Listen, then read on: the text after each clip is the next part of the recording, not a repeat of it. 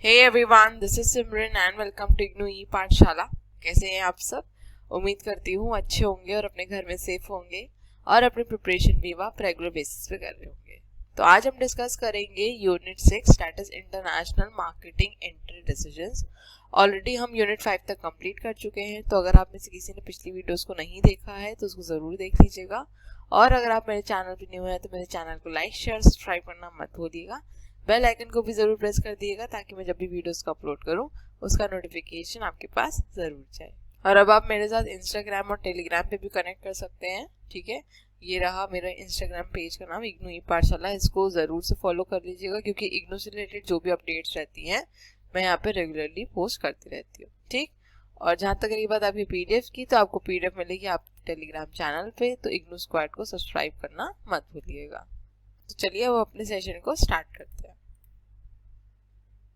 तो देखिए, हमने अपने पिछले लेसन में बात की थी criteria for selecting target countries के बारे में, है ना, कि हमने जो भी प्रोडक्ट्स बनाया या फिर कोई भी मैन्युफैक्चरर जिस प्रोडक्ट लाइन में काम कर रहा है वो अगर फॉरेन मार्केट को एक्सप्लोर करना चाहता है तो उसको क्या क्राइटेरियाज अपने दिमाग में रखने पड़ेंगे जिसके बेसिस पे वो डिसाइड कर सके कि किस कंट्री में वो एक्सप्लोर करना चाहता है, किस कंट्री में ज़्यादा पोटेंशियल है, कहाँ पे वो ज़्यादा प्रॉफिट जनरेट कर पाएगा। ठीक है, तो कुछ ऐसे फैक्टर्स है जैसे कि साइज ऑफ द मार्केट देखते हैं, ठीक, परचेजिंग पावर कंज्यूमर्स की कैसी है और कंपटीशन किस लेवल पे है उस कंट्री में, राइट।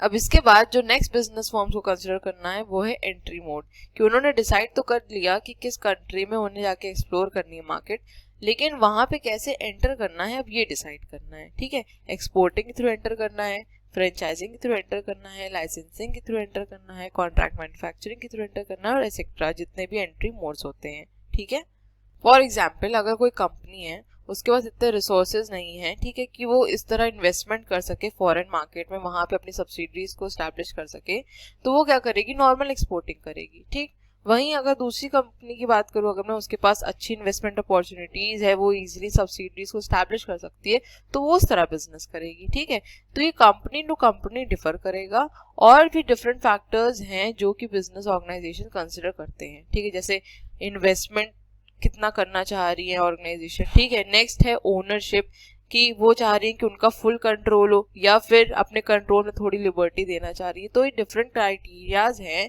जिनके बेसिस पे ये डिसाइड किया जाता है कि किस एंट्री मोड को बिजनेस ऑर्गेनाइजेशन चूज करेगी, कौन सा एंट्री मोड उनके लिए ज्यादा सूटेबल होगा। ठीक है, चलते हैं अपनी नेक्स्ट स्लाइड पे। हाँ, देख लेते हैं एक बार मोड ऑफ एंट्री के बारे में थोड़ा। So one of the critical decision in international marketing is the mode of entering the foreign market. At one extreme, a company may decide to produce the product domestically and export it to the foreign market. In this case, the company need not make any investment. Okay. On the other extreme, the company may establish manufacturing facilities in foreign country to sell the product there. So this strategy requires direct foreign investment by the company. In between these two extremes, there are several options, each of which demand different level of foreign investment. तो अभी हमने यही discuss किया कि कुछ companies, कुछ organisations ऐसे हो सकते हैं जो कि डोमेस्टिकली अपने प्रोडक्ट को प्रोड्यूस करें और इंटरनेशनल मार्केट में उसको सेल करें, उसको एक्सपोर्ट करें।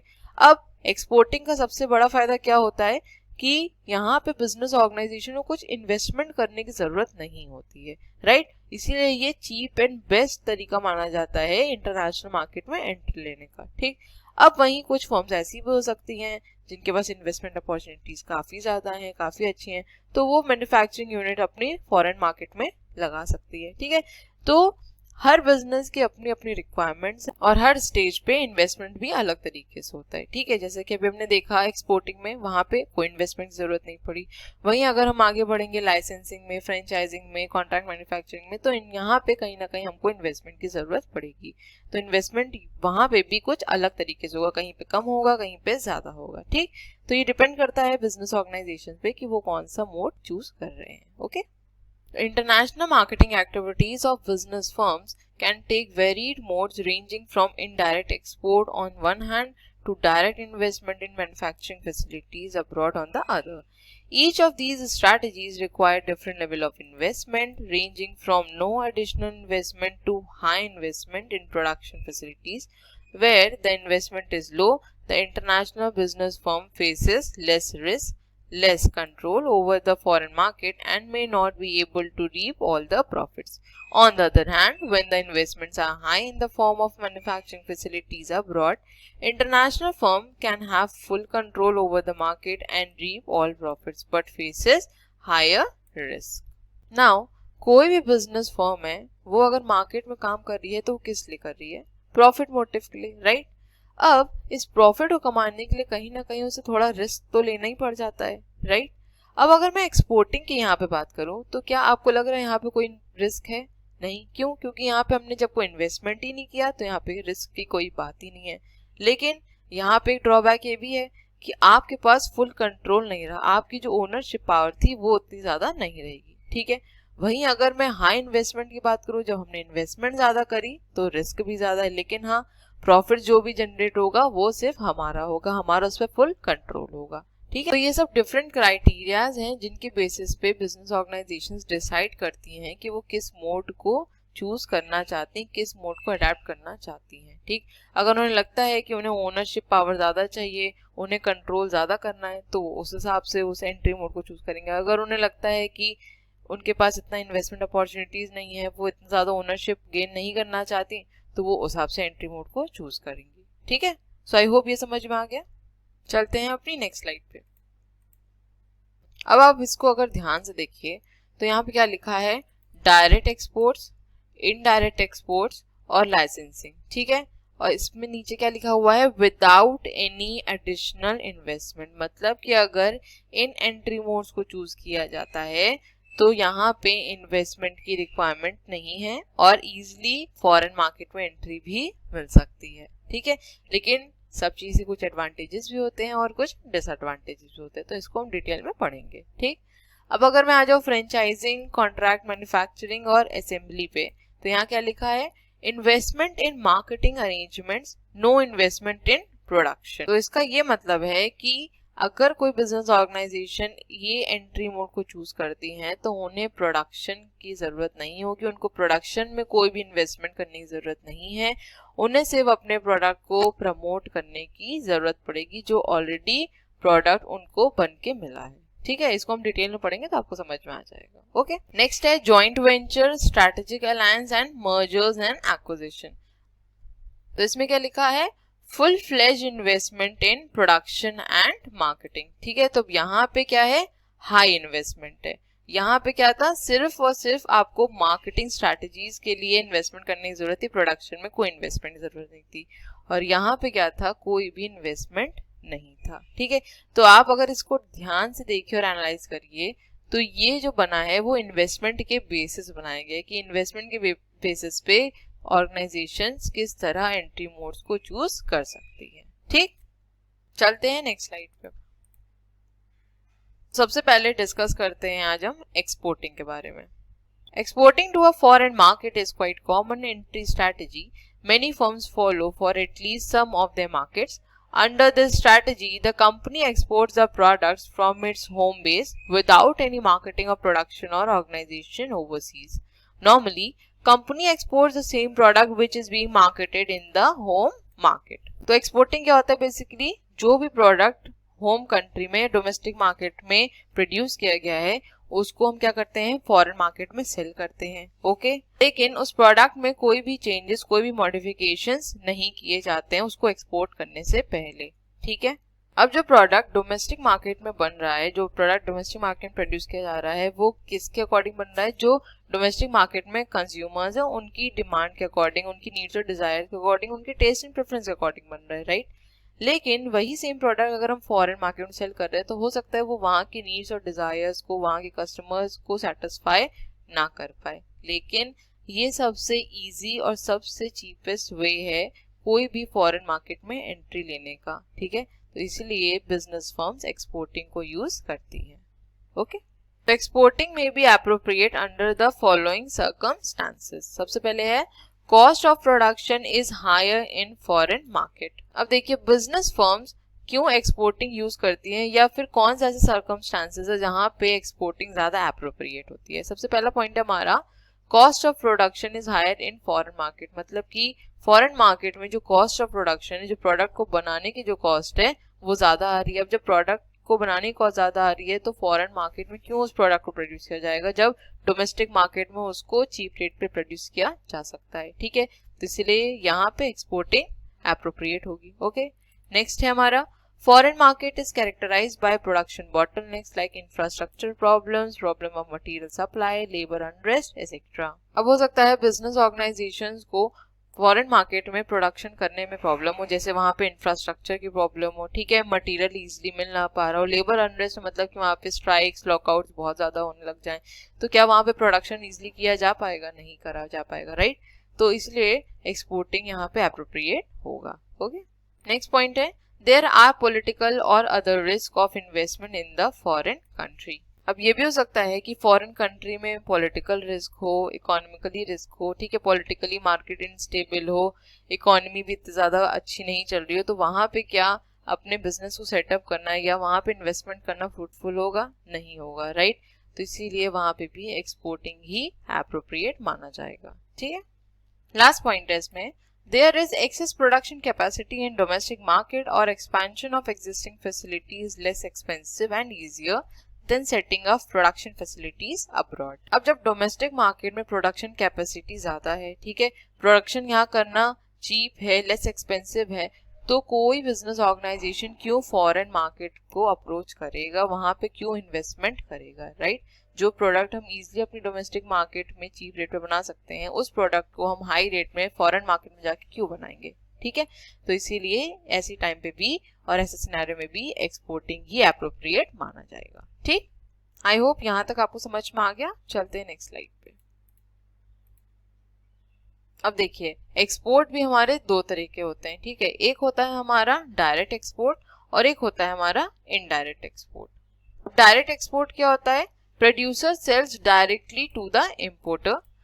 Very little or no knowledge about the foreign market is needed. अब डायरेक्ट एक्सपोर्ट में क्या होता है, जो प्रोड्यूसर होता है प्रोडक्ट का वो डायरेक्टली इम्पोर्टर को प्रोडक्ट सेल करता है, ठीक है, और इस टाइम पे ज्यादा नॉलेज की जरूरत नहीं होती है फॉरेन मार्केट की, ठीक, क्योंकि हमने क्या किया, मैन्युफैक्चरिंग क्या किया, प्रोडक्ट को डायरेक्टली इम्पोर्टर को सेल कर दिया, ठीक है, तो वहां पे उसकी जो लायबिलिटी थी प्रोडक्ट को लेके वो वहीं पे खत्म हो जाती, तो उसे फॉरेन मार्केट को इतना एक्सप्लोर करने की जरूरत भी नहीं पड़ी और उसने अपना प्रोडक्ट भी ओवरसीज में सेल कर दिया। ठीक, अब इनडायरेक्ट एक्सपोर्ट क्या होता है? A firm in the domestic country is used to do the exporting for the manufacturer the sale of a firm's product in the foreign market through an export agent. अभी direct export में हमने क्या बात करी कि जो product है वो मैन्युफैक्चरर डायरेक्टली इम्पोर्टर को सेल कर देता है, ठीक है।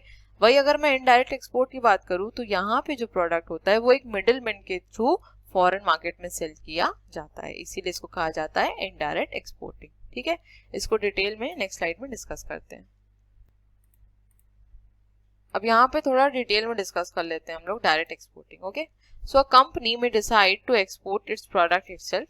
The company develops overseas contacts, undertakes marketing research, handles documentation and transportation, and decides the marketing mix.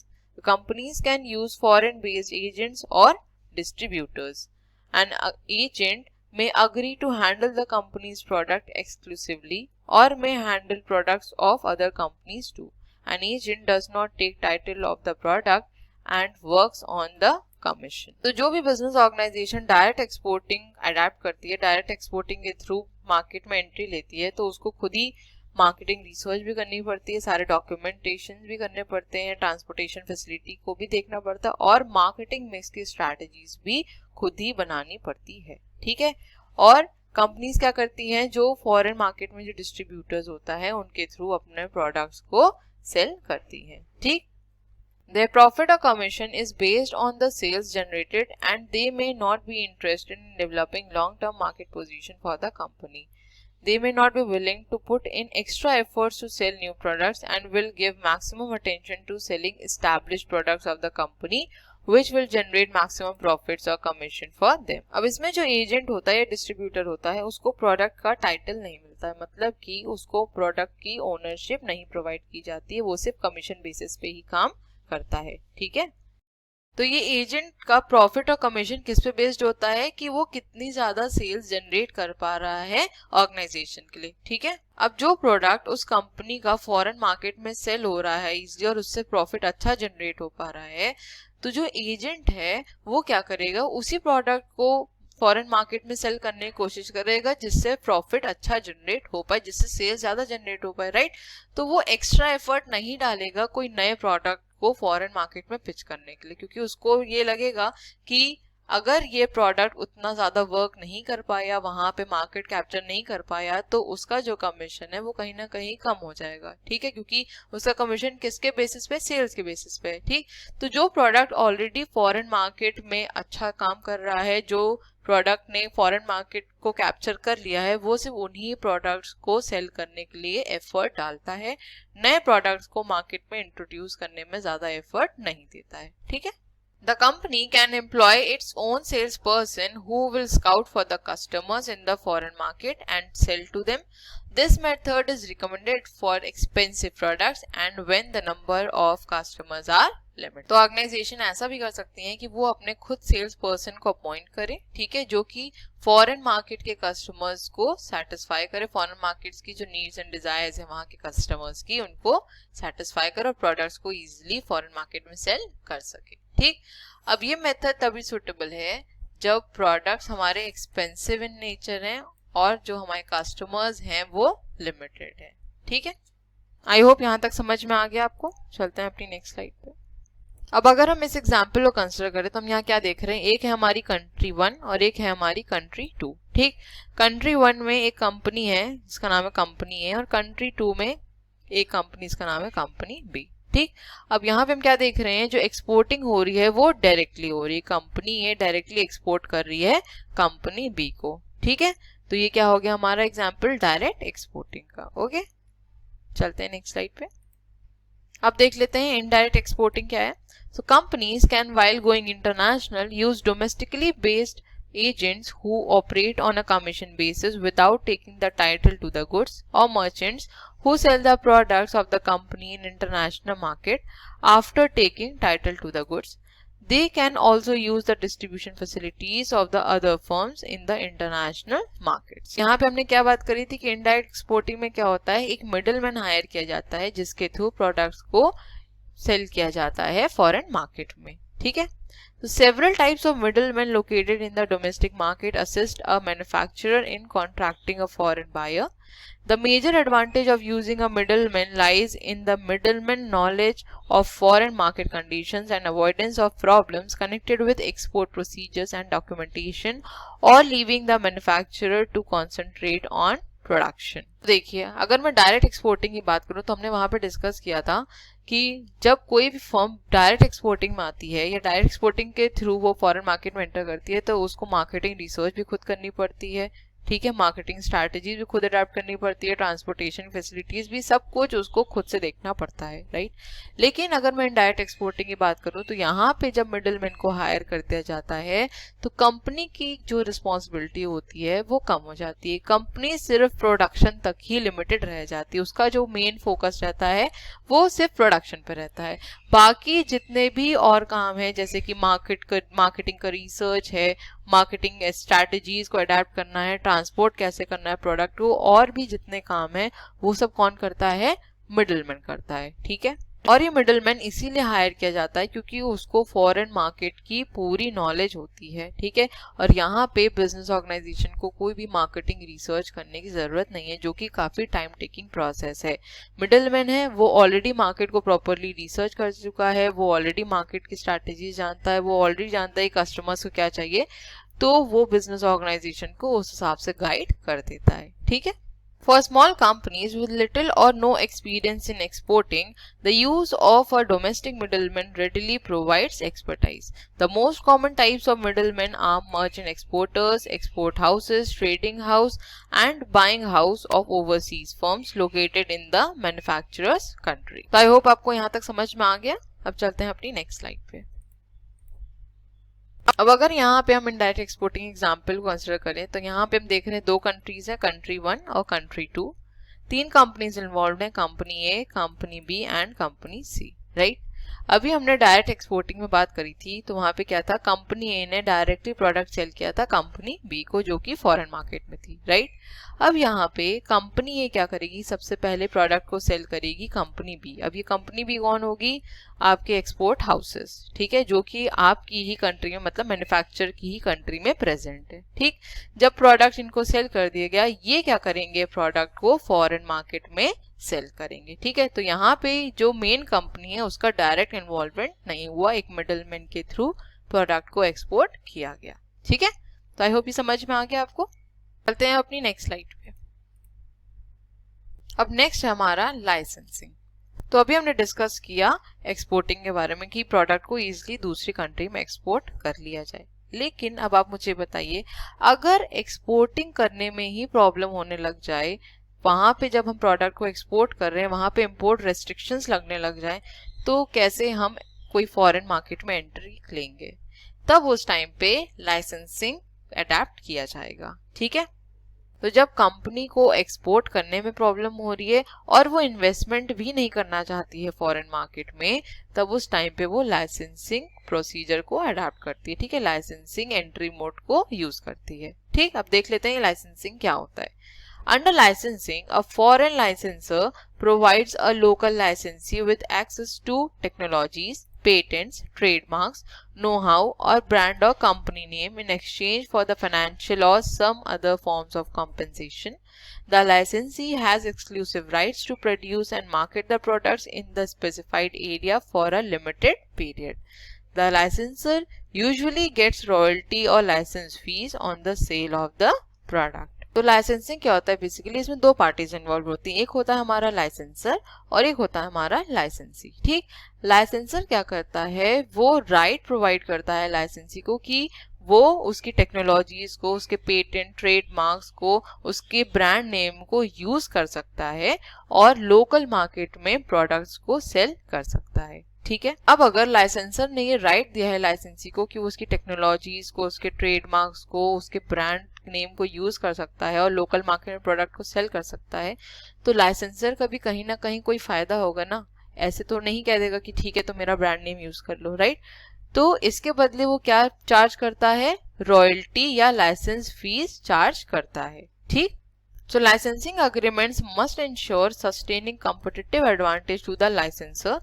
Adequate supervision of license is important. Exchange of new developments by licensee with the licensors can also be made compulsory in licensing agreement. A licensing agreement that goes bad can damage the brand equity of the licensor forever. अब licensing के साथ एक बहुत बड़ा disadvantage है और वो ये है कि अगर लाइसेंसी ने ब्रांड को प्रॉपरली यूज नहीं किया, जो भी उसने ट्रेडमार्क, पेटेंट लिया या फिर टेक्नोलॉजीज को यूज किया, उसने उसको उस मैनर में नहीं यूज किया, उसका मिसयूज करने की कोशिश करी, तो कहीं ना कहीं ब्रांड इमेज भी खराब हो जाएगी, राइट। अब इसका एग्जाम्पल अगर आप देखें तो यहाँ पे लिखा है, company using the design of popular character like Mickey mouse on their products, ठीक है। तो आप ये देख रहे हैं कि टी शर्ट्स में मिक्की माउस के फोटोज हैं, तो ये कहीं ना कहीं क्या हुआ, एक लाइसेंसिंग ये हुआ कि कंपनी ने अलाउ किया कि ठीक है आप इस कैरेक्टर को अपनी प्रोडक्ट पे यूज कर सकते हैं। इसका दूसरा एग्जांपल अगर मैं कंसिडर करूं तो कोको कोला है, पेप्सी है, ये सब क्या करते हैं, अपने ब्रांड नेम्स को दे देते हैं, उसका लाइसेंस प्रोवाइड कर देती हैं दूसरी कंपनीज को और वो इजिली इनका ब्रांड नेम यूज करके प्रोडक्ट्स को फॉरेन मार्केट में सेल करती हैं, ठीक है। आई होप ये समझ में आया आपको। चलते हैं नेक्स्ट स्लाइड पे। अब देख लेते हैं एडवांटेजेस क्या हैं लाइसेंसिंग के, ठीक। सबसे पहला पॉइंट है, licensing is often the quickest and the easiest way to enter a foreign market. Even the firms that has capital may face a slow process establishing local production and distribution. अभी हमने ये discuss किया था कि जब company को exporting में दिक्कत आने लग जाती है तो वो क्या करती है, लाइसेंसिंग को चूज करती है, ठीक है। तो उस हिसाब से लाइसेंसिंग क्या हुआ, क्विकेस्ट एंड इजीएस्ट वे हुआ फॉरेन मार्केट में एंट्री लेने का, ठीक। नेक्स्ट पॉइंट है, the firms immediately gains local knowledge, ठीक है। यहाँ पे कुछ स्टैब्लिश करने की जरूरत नहीं पड़ी, कुछ इन्वेस्टमेंट करने की जरूरत नहीं पड़ी और फर्म को इजिली लोकल मार्केट की भी नॉलेज हो जाती है, ठीक। नेक्स्ट पॉइंट है, many governments favor licensing over direct investment because licensing brings technology into the country with fewer strings and cost attached. अब जो गवर्नमेंट है वो लाइसेंसिंग को ज्यादा फेवर करती है in comparison to foreign direct investment, क्योंकि देखिए इन्वेस्टमेंट हमें यहाँ पे करने की जरूरत नहीं पड़ी। कोई भी बिजनेस फर्म अगर लाइसेंसिंग के थ्रू फॉरेन मार्केट में एंटर हो रही है तो उसको इन्वेस्टमेंट जरूरत नहीं पड़ी। ठीक, नेक्स्ट जो टेक्नोलॉजी है वो भी इजीली आ जाती है, क्योंकि हम किसी ब्रांड को ही अडेप्ट करते हैं और उसको ही अपनी कंट्री में लाने की कोशिश करते हैं। तो हमने ना तो यहाँ पे इन्वेस्टमेंट किया और हमारे पास अच्छी टेक्नोलॉजी भी आ जाती है, वो भी कम कॉस्ट पे। ठीक है, नेक्स्ट पॉइंट है अवॉइड टेरिफ्स। एनटीबी का मतलब है non tariff barriers, restrictions on foreign investment. अब लाइसेंसिंग का सबसे बड़ा एडवांटेज क्या है कि यहाँ पे टेरिफ और नॉन टेरिफ बैरियर्स नहीं लगते, कोई रेस्ट्रिक्शंस नहीं होती हैं फॉरेन इन्वेस्टमेंट की। ठीक, लास्ट पॉइंट है हमारा लो फाइनेंशियल रिस्क। अब आपको समझ में आ गया होगा लो फाइनेंशियल रिस्क क्यों, क्योंकि जब हमने इन्वेस्टमेंट ही नहीं किया तो हमारा रिस्क भी क्या होगा, कम होगा। ठीक है, चलते हैं अपनी नेक्स्ट स्लाइड। नेक्स्ट डिस्कस करते हैं डिसएडवांटेजेस ऑफ लाइसेंसिंग। पहला पॉइंट है licensing leads to substantial dependence on local licensee to generate revenues and pay royalties. Once license is granted, royalties will only be paid if the licensee is capable of performing an effective marketing job. जो licensor होता है उसने लाइसेंसी को right क्यों दिया है, ताकि वो उससे रॉयल्टीज कमा सके। ठीक, अब अगर लाइसेंसी ही प्रॉपरली वर्क को परफॉर्म नहीं करेगा तो रेवेन्यू भी नहीं जनरेट होगा, और जब रेवेन्यू जनरेट नहीं होगा तो वो रॉयल्टीज कहाँ से पे करेगा। ठीक है, तो ये एक बहुत बड़ा ड्रॉबैक हो जाता है लाइसेंसिंग का, कि जो लाइसेंसर है उसको लाइसेंसी के ऊपर पूरी तरह डिपेंडेंट होना पड़ जाता है, कि वो जब तक रेवेन्यू नहीं जनरेट कर पाएगा तब तक वो रॉयल्टी भी नहीं पे कर पाएगा, है ना। नेक्स्ट पॉइंट है द लाइसेंसर में एस्टैब्लिश इट्स ओन कॉम्पिटिटर। अब लाइसेंसी को ये राइट दे देना कहीं ना कहीं बिजनेस ऑर्गेनाइजेशंस के लिए एक थ्रेट भी हो सकता है, लाइसेंसर के लिए एक थ्रेट भी हो सकता है। क्यों, क्योंकि हो सकता है वो फ्यूचर में उनसे कॉम्पीट करने लग जाए। ठीक है, another disadvantage of the licensing is incapability of the local firms to produce products of quality standard for which the parent company is known. The parent company's image may suffer if a local licensee markets a product of substandard quality. ये अभी हमने discuss किया था कि licensing के साथ risk भी involve है। क्यों, क्योंकि जो लाइसेंसी है वो हो सकता है प्रोडक्ट को उस हिसाब से मैन्युफैक्चर ना कर पाए, प्रोडक्ट की क्वालिटी के साथ कहीं ना कहीं कॉम्प्रोमाइज कर जाए। ठीक है, अब अगर उसने प्रोडक्ट की क्वालिटी के साथ कॉम्प्रोमाइज किया तो जो पेरेंट कंपनी है वो इसकी वजह से सफर करेगी, क्योंकि जो ब्रांड इमेज था, जो ब्रांड का नाम था, वो तो पेरेंट कंपनी का था, राइट। तो जो इमेज है वो किसकी खराब होगी, पेरेंट कंपनी खराब होगी, उस पर्टिकुलर ब्रांड की खराब होगी, राइट। लास्ट पॉइंट है इसमें although the contract should spell out the responsibilities of each party, misunderstandings and conflicts can arise in its implementation. तो ये बहुत नॉर्मल सी बात है कि अगर कोई भी अग्रीमेंट होता है, कोई भी कॉन्ट्रैक्ट होता है, तो उसमें प्रॉपरली रिस्पॉन्सिबिलिटीज मेंशन की जाती, कौन सी पार्टी की कितनी रिस्पॉन्सिबिलिटी है, और उसको उस हिसाब से इम्प्लीमेंट किया जाता है। लेकिन अग्रीमेंट बनने के बाद, कॉन्ट्रैक्ट बनने के बाद भी कभी कभी ऐसी मिसअंडरस्टैंडिंग्स हो जाती हैं, ऐसे कॉन्फ्लिक्ट्स हो जाते हैं जिनकी वजह से वो रिस्पॉन्सिबिलिटीज को प्रॉपरली इम्प्लीमेंट नहीं किया जा सकता। ठीक है, तो ये भी क्या हुआ, एक तरह से डिसएडवांटेज हो गया लाइसेंसिंग का। तो आई होप आपको यहाँ तक क्लियर हो गया। तो आज का हमारा सेशन यहीं तक था, मिलेंगे अपने नेक्स्ट वीडियो में जहां हम डिस्कस करेंगे इसके आगे के टॉपिक्स को। ठीक है, so thank you so much for watching. Please channel को लाइक, शेयर, सब्सक्राइब करना मत भूलिएगा। बेल आइकन को भी जरूर प्रेस कर दिएगा ताकि मैं जब भी वीडियोस को अपलोड करूं उसका नोटिफिकेशन आपके पास जरूर जाए। अपने फीडबैक्स भी दीजिए कि आपको वीडियोस कैसी लग रही हैं, और अगर कुछ इम्प्रूवमेंट की जरूरत है तो बिल्कुल बताइएगा। ठीक है, तो मिलते हैं अपने नेक्स्ट वीडियो में। Till then stay safe, stay healthy, bye bye, take care.